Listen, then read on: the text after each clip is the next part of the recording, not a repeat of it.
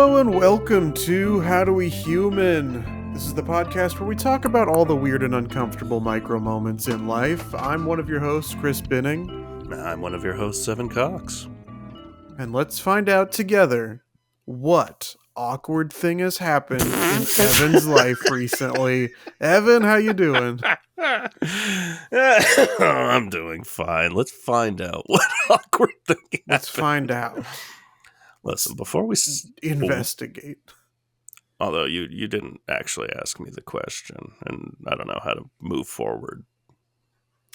Evan, I in fact did ask you how you doing. Where? I didn't hear. I'm going to listen back. Yeah, roll the tape. Evan, how you doing? One more time. Beetlejuice rules. Evan, how you doing? Whoop. Hey, showtime, baby. Hey, don't bring it up. I'm doing all right. Work's been really stressful lately, and well, listen, I didn't hear that, and if I cast a Paul on your name, I apologize. You're not Paul. You're Chris. That's true.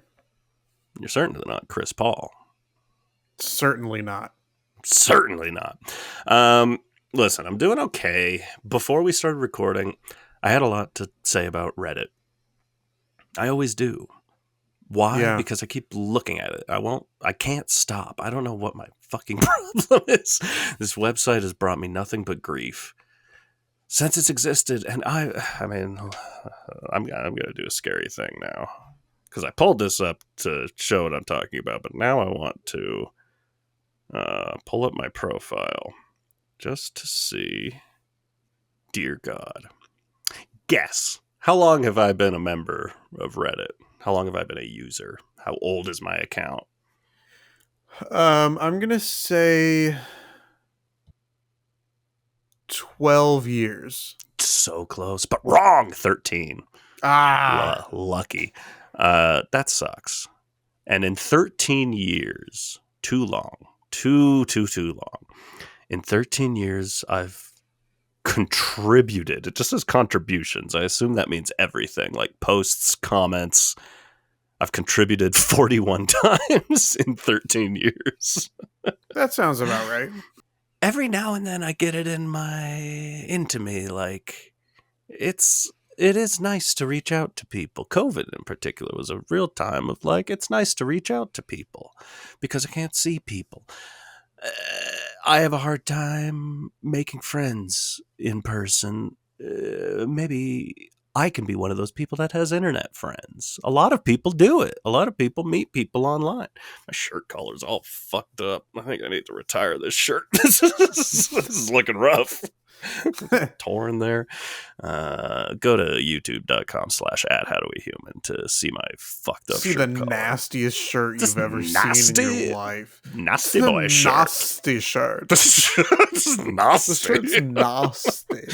It needs to be retired. I lost track of what I was saying, but Reddit's bad is my point. And that's what I'm saying. Every now and then I feel the need to reach out. And I haven't for years and years and years. I've learned better. I'm just like, it's not worth it. Even if you meet someone nice on there, it's because you posted something and someone nice responded, and then 80 shitty people also responded. And it's like, what? Am I going to pull that one person aside, direct message them, and just be like, hey, you and I are cool. Not like these other weirdos. I'm going to roll it back just a smidge. A couple of weekends ago, I made a purchase. I'd been wanting to purchase these. And, no sense beating around the bush. They're bongos. No reason to hide that fact from the story. I'd been considering purchasing some bongos. I enjoy drumming. I don't have space for a drum set. And so I've just got like a snare drum, a djembe, and now some bongos and a cajon. I'm making world music in here. Traveling around the world, beating that skin. So I'd been wanting some bongos for a while. So you went on sweet. Reddit. You were like, "Hey, everybody, any tips on beating my skin?" And then you got a Where bunch do I of go weird to beat my comments. skin? And then all the comments were like, "You're already here. It's Reddit." I've been looking to buy some bongos, and it's one of those things that is like way more expensive than you would guess. I would easily guess I could get like, not like I could go to Walmart and just probably find some like first act bongos that would sound terrible and would break really quickly. Anything above that, you're looking at like $150 to like $700, $1,000. And I'm like, well, I'm not paying that much for bongos. I just want to learn to play. I just want to learn some rhythms. So I wanted a cheap set of bongos, and guess what? I was at a pawn shop, and what do I see sitting there? A set of bongos. Guns. And it's Oh. I see a set of bongos from Toka, who is one of the main companies that produces bongos. I don't know anything about these bongos. I just know that I see Toka all over the place. People recommend them, and they're usually like in the $200 to $300 range. And these are being sold for $63. Well, what would you do in this situation? I mean, look, that obviously sounds like a deal. Yeah. I am wary of where this story is going based on the last time you thought you found something on a deal and you What was that? purchased it. That was the Nintendo Switch, and you were like, I found this one for like more than half price, and then you bought it and found out it was the the one you already owned. It's true. I did successfully return that finally. So I bought them. Long story short, the guy at the front was like, first off, and I don't like this. I might have to stop shopping at this place for a couple of reasons. But I was like, how much are these? Or how much are those bongos in there? There's no price tag on them. And he like walks with me, goes down there, grabs them. I mean, spoilers, I did buy them, so they're right here. And he flips them over. He'd written the price in marker on the bottom. It's not coming off. Like, why'd you do that? So $62. I was wrong. I pick these things up and I start learning to play. What happens when you start learning to play stuff? You start realizing like, oh, these are not blah, blah, blah. These are not tuned correctly in this case. Whereas normally you're getting a pop, pop.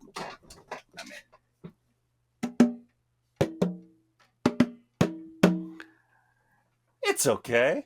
Those certainly Normally sound they'd like be- bongos to me.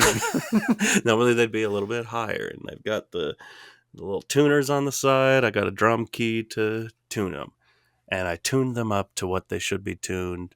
And the top one, the higher frequency one, just splits, just completely breaks down the middle.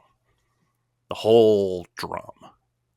That sucked. It made me very sad and made me wonder if this was already broken and previously fixed, and me trying to do anything with them reopened that break, because it was a pretty clean split. So I don't know anything about this shit. I just know I spent with tax it came to about $70. So I spent $70 on these things, and after tuning them, one of them broke. But it's a pawn shop.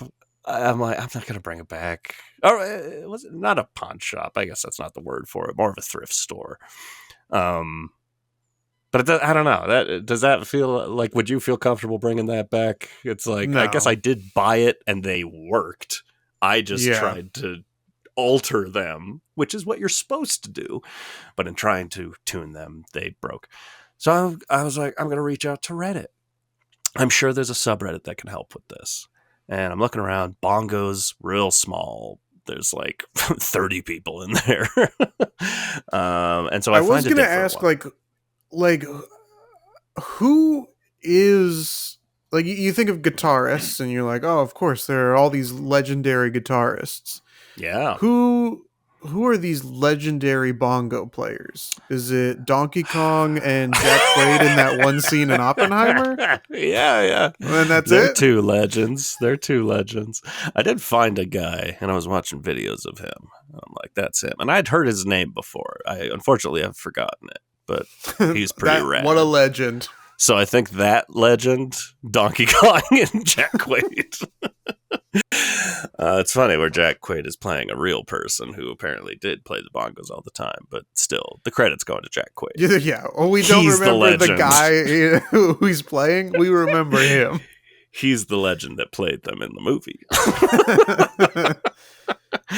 So I find a subreddit with a decent amount of people, and I'm like, this is what this is for. I'm not even reaching out to be like, because I used to, if I would post something, it'd be like conversation starters, like Ask Reddits or anything like that. Like, get some interesting opinions. Let's chat. I don't ever want to do that again. But this is a simple question. I posted a picture. I posted 2 pictures. One far, one close up on the split. I just said, can these bongos be saved? Only if they accept our Lord and Christ. I said I bought these very used bongos at a pawn shop. They weren't previously cracked, but cracked when I tried to tune them. I noticed the bottom hoop is missing, which may have been the culprit. There's a little metal piece that's supposed to be around it that was not holding it together. Is this a case where some wood glue and a replacement hoop will make them good as quote-unquote new? Pretty self-aware, like, obviously it's not going to make them good as new, but is this going to make them playable? Or did I just kill these bongos? That's the post. A reasonable thing you could see in any subreddit. Sure. Someone asking for assistance. So, like I was saying, you're going to get a few responses that are just helpful. Mm-hmm. You just wish the ratio would switch the other way. This guy's like, musician and woodworker here. You can absolutely glue them black. However, will it be good as new? Unlikely. Will it be adequate for use? Possibly, but repairs always alter the sound. Fantastic. Okay. That's all I wanted to know. The vast majority of these. How many comments we hit? What's the number of comments total?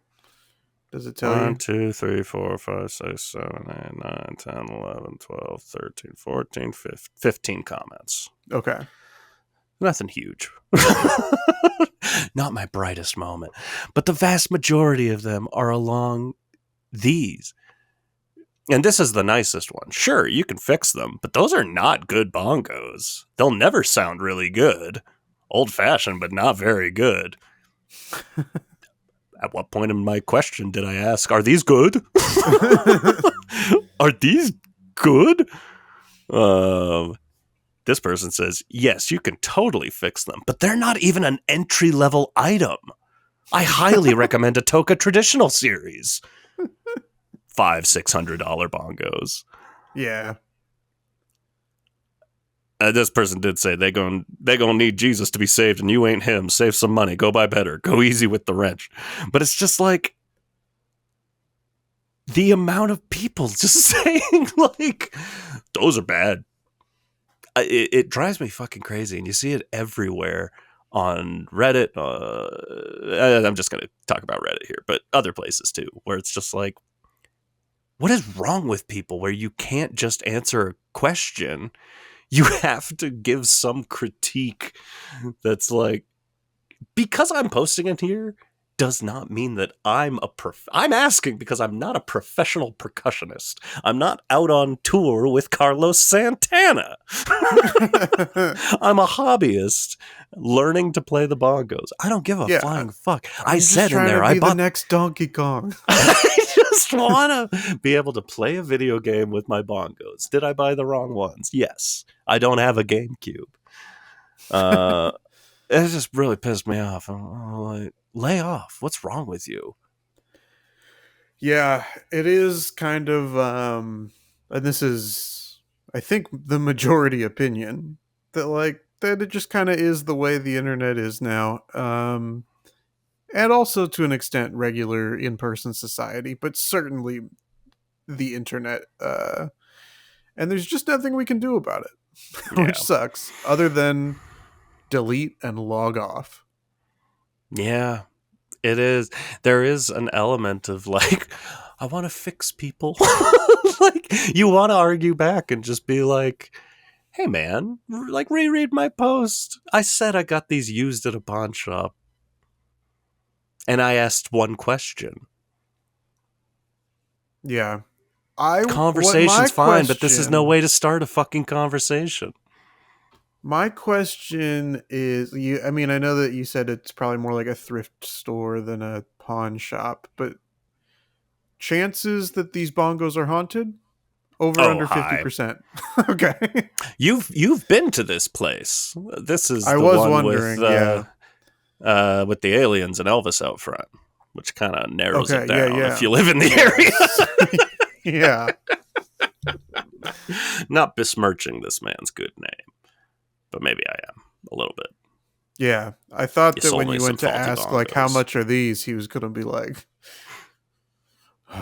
every time we sell these, they always come back. They always mysteriously reappear on the sales floor. No one even returns them. They just end up back here. Yeah.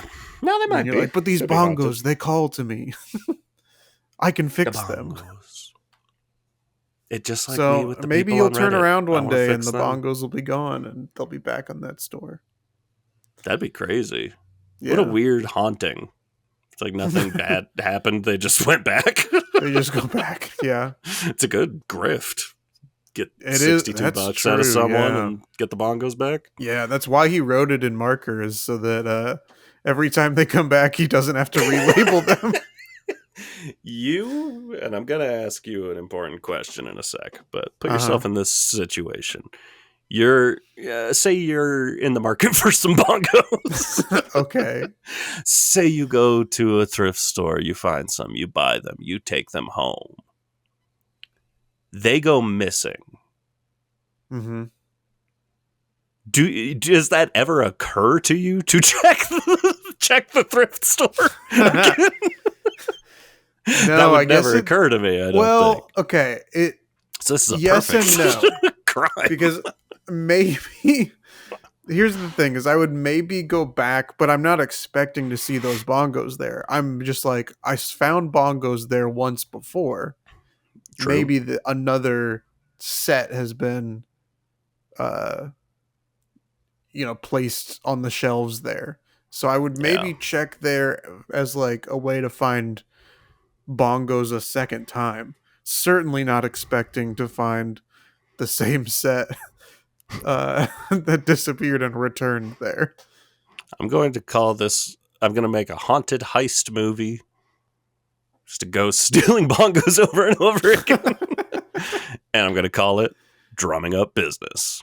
Oh, that's good. Chris, how you doing? I'm doing okay. Look, Evan, we can finally sort of talk about a point of conversation that we've been dancing around and being like, oh, Chris, have you ever done this? And the answer's been no. But now you had sex. That's right. And that's a topic I ask you every week. We've been trying to talk about for such a long time. No, I did something even better than that. Oh, love it. Let's go. I went to report for jury duty. Oh, that's right.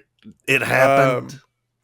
I had gotten a notice in the mail that was like, hey, you never responded to jury duty. It's like, this is the first I'm hearing of it. Apparently they had sent an original summons at the beginning of the year, probably around March or so, a time where mail was not being regularly delivered to our burned down town. Correct. So got something in the mail in the like July or August, and said you've been rescheduled for the last week of October. You got to check every day, either by calling or by checking your juror portal online to see if you have to report. in the month of October, my schedule was working Monday through Thursday. And of course, I was called on Friday. So I'm in a bad mood already. My job pays for jury duty, but not when it's your day off. Oh, that sucks. Yeah, exactly. And so I head to jury duty that morning. I'm like, I'm probably going to be here all day. So I've got a book. I've got 2 full water bottles. I've got snacks. I've got a notepad. I've got my laptop. I'm ready to post up here for hours. They walk into the room. You know, we've been there since 8 a.m. They come in around 9 and they're like, all right, case number 1. This is a special case. What? Now, I don't know what that means. I'm excited. But part of what they said is this is a case that you will have to come back for in about 3 weeks. In about 3 weeks, Okay. we're gonna do juror interviews and juror selection. Weird. But we're trying to get a pool because this is gonna be an 80-day trial. Woof. And as soon as they said that, I was like, they're gonna call my name for this for sure. Yeah, definitely. And sure enough, they did. And so I will have to see if the case settles in the next 3 weeks, or maybe or have to go back, then see if I get put on the jury. And if I do, then do jury duty for about 3 months straight. Holy shit. Yeah, And but at which all point of you that, would not be able to discuss it on this podcast. I know. Obviously we all want to know, like, what is a special case? And I may not be able to answer that for a long time. But yeah, it was like a mix of relief because I was in and out of there in like an hour and a half, which was nice. That was the same with a day I was being unpaid. I didn't have the threat of an 80-day trial. Yeah. But now it's like, well, why didn't you just call me for that week when you're going to do the juror selection? I mean, I understand why, point. I think, because they were like, if you fit into any of these 7 categories and I call your name, just say no. And if you don't, then say yes when I call your name. But it was like, you know, if you're unemployed and looking for work, or if you have childcare you couldn't resolve for 80 days, like things like that. But they were like, if you say no, be prepared to show the judge proof today. Yeah. Like I said, judge doesn't fuck around. Yeah. It's not worth it. It definitely felt like we've got a no-nonsense judge for this special case. But yeah, so a little update as far as the topic of jury duty. I was over-prepared to be there. And then got sent right back out the door with a see you again soon. That's crazy for your first time being involved in reporting for jury duty. That is like, hey, great, just an hour and a half and you get out of there. But the idea that your first time could be an 80-day trial, that's crazy. And when you do the orientation video or whatever online, and they're like, most trials are an average of 3 to 5 days. And then last year my wife was on a trial for like 2 months straight. I could be on one for 3 months straight. It's like, where are these 3-day trials I can get on? That's wild. That was my second time doing jury duty. I've never had to sit on a trial. Were you interviewed for jury selection? I was in Seattle.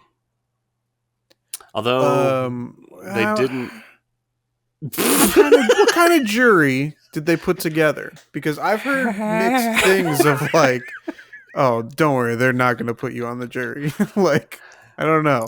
That was very much my experience. I joked with my coworkers, like the process of being interviewed for a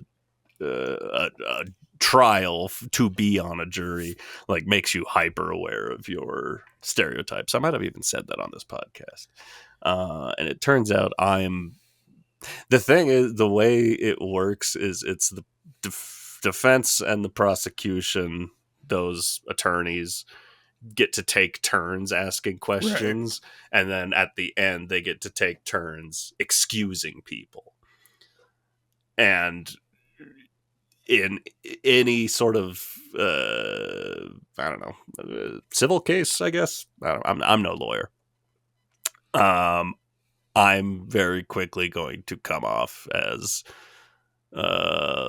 liberal millennial, which that side, whichever side it is in any given case, would love to have me. But I am going to be one of the first people the other team dismisses. So hey, that might just be an unknown little. People always go like, oh, show up and act drunk, or show up and be super racist. Just like, maybe just show up and be very, very liberal. And one of the sides will be like, we can't have that here. Yeah, that's true. That could be something. We'll see how that goes if they have not settled in the next couple weeks. The other thing that stood out to me, though, in this brief time I was there, is when they go through the list of people they're going to call, and they say, hey, I'm sorry if I mispronounce your name. Sure. And the number of people who are offended then when their name is mispronounced was alarming. It's not even, they weren't even like little corrections of like, because every single person, there were like 4 different times where I was called either to a certain window or when the list of jurors was being read out, or after that when they were handing the like piece of paper basically that you could bring to your employer, that was like, hey, we need them back. Every single person pronounced my last name wrong. Whatever. Sure. I don't care. Yeah.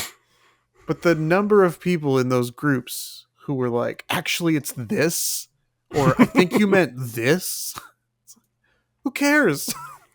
If they're preempting, like you read a list of names, read a list of 80 names. Right. And see if you can get a 100% on pronouncing every name correctly.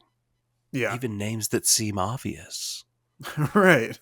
You don't know. You don't know.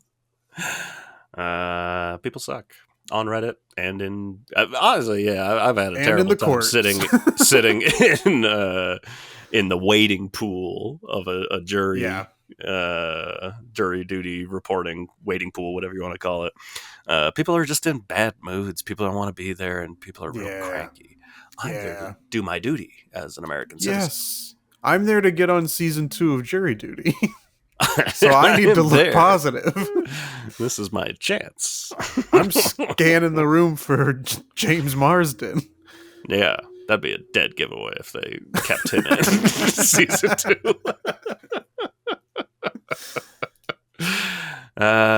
You love to see it. You'll love to see James Marsden anytime. It's true. It's true. It's true. I think he's a lovely guy. Something else that I think is lovely, Evan. What's that? Is this little 5-question quiz that we take. Lovely. And I think it was less lovely last week when you made a huge gain on my lead. But lovely for some. The score right now is 37-35. I'm still in the lead, but you are in a good position here. God. Be so the question is, how well do you know history for question That's number 1. question number 1. I know how well do you know okay. history? A, B, good. okay. B, okay. Wouldn't bet my life on it. Question number 1 is actually, in what year was the Berlin Wall erected? Uh-oh.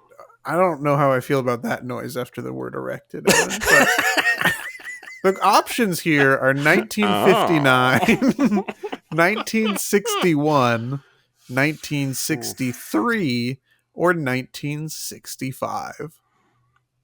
Tough thing is, like, in an American history sense, which, believe it or not, is the bulk of what we learn in school. It is often not very good. No, yeah, and that's inaccurate. But we only ever talk about the wall coming down. I don't remember. Yeah, and I don't even know when that happened. I know generally. I know who was president, but I don't know what year that was. I've heard some impressions of people telling Mr. Gorbachev to tear down that wall. Yeah. Do you think that the Kool-Aid Man should have run through the Berlin Wall? Once or twice, yeah. Would have taken a few times to fully tear it down. I'm going to guess that this occurred either in the late 50s or the early to mid 60s. I think that's a solid place to put this. I have my answer. It's locked in. It's based on nothing. Wild guess. I think if you had asked me what decade I thought it happened in without seeing these answers, I would have said 50s. But 59 being the only option in the 50s makes me doubt that. Sure. Call me Miss Doubtfire. Okay. Please.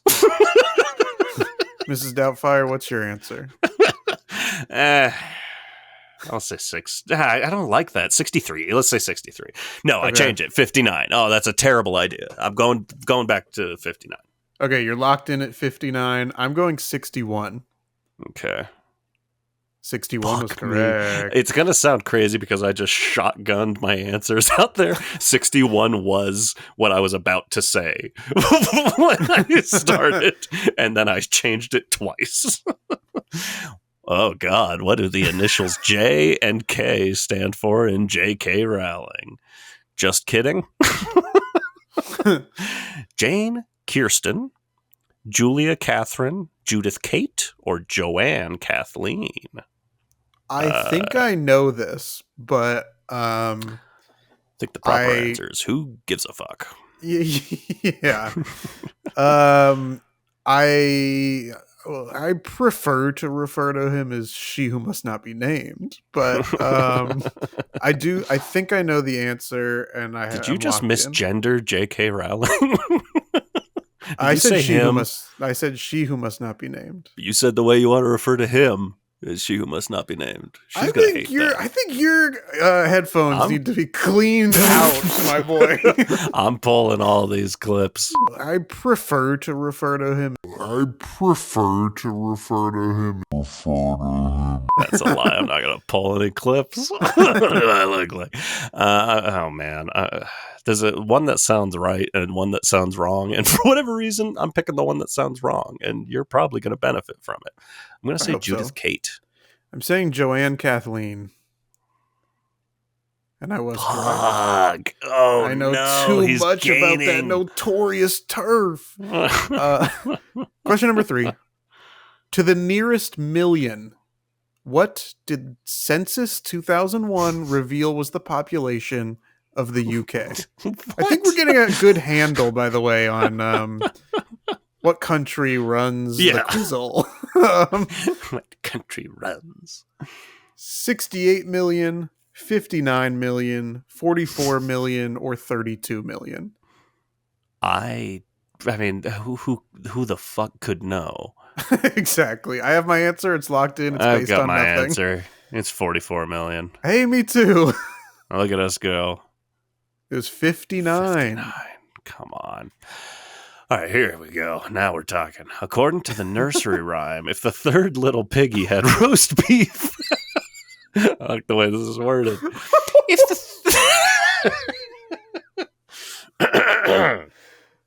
Oh, God. According to the nursery rhyme, if the third little piggy had roast beef, what did the fourth have? Bread, nothing, cheese, or porridge? This sucks. I have no idea. Well, wait a second. Third little piggy. What did the fourth one? If the third little piggy had roast, I think I know this different. This might be a British thing. This might be the British version. Oh yeah, this little piggy. Oh, okay. No, I've got it. I do know this. I'm in. Okay, I figured it out. I figured out the riddle. I'm between two answers. And oh man, I'm gonna say. Well, now I'm between three answers. That's not a good place to be. No. Okay, I'm gonna. I have my answer. I think it's wrong. I think it's one of the other two, but I'm gonna say bread. I'm gonna say nothing. Now Yeah, you see me. Now you that was don't. one of the ones I was looking at. Also, nothing was correct. I can't remember what the second little pig was up to. One went to market. One did. That's the only one else. I remember. All I know is that they went to market. One little piggy stayed home. Yeah, that sounds familiar. One little piggy had roast beef. One little piggy had none. One little piggy cried wee wee wee wee wee all the way home. So the other one couldn't have stayed home. I only remember the piggies that bookend the nursery rhyme. I don't care about those middle piggies. Question number 5. The first ever film was shown in 1895 in which country? Russia, France, Italy, or the United Kingdom? Interesting. What are we considering a film? The first ever film. First ever film. So I have my answer. There's a couple different ways you can go with this. Fuck. Oh, man. Yeah, I'll stick with my original answer, but the other answer very well might be right. I'm going to say the UK. I'm going to say France. Okay. My other answer is Russia. France was correct. Fuck me. You regained. I did. I regained there. some space here on you. This now puts the score 40-36. Oh, that was an unfortunate showing for me. It happens to all of us. Happened to me last week. So the only answer I got right was nothing. So that's where your little piggies. I know my little piggies. And all these other questions are so Eurocentric, or not Eurocentric, I guess, English-centric. And then I try to answer a question, Great Britain or the UK, and it's just like, nah, you idiot. No, you idiot. We were teasing France.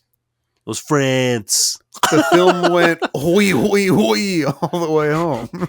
I just know the early cameras were all Russian, but then there's the Edison was making films. Sure, I picked France because of Georges Méliès. But that goes back to what are we calling a rocket film? Ship in the moon's eyeball. I stand by this to this day. Anyone that's never watched it, that movie slaps. It's so funny. Have you ever seen it? I have, yeah. But it's great. They go to the moon and there's all these aliens and they just have their umbrellas. They're just hitting all these aliens in the head with umbrellas and they're disappearing. It's awesome.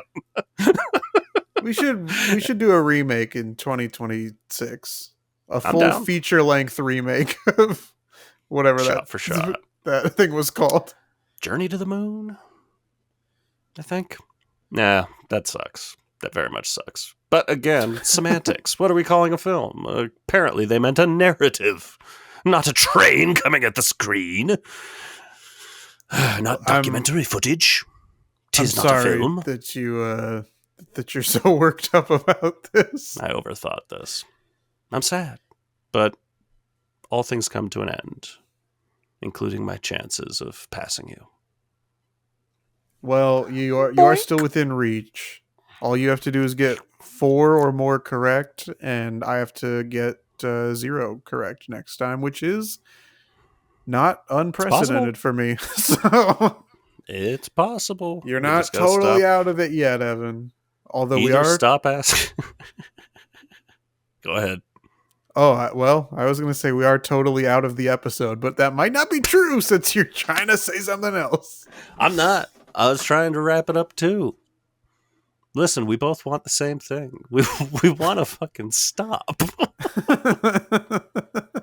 We're on the same team here. We're done. This episode's over. Go home. I just rewatched Ferris Bueller. It's him popping up at the credits. Yeah. What are you still doing here? What are you still doing here? Podcast's over. Go home. Go home. Okay, bye.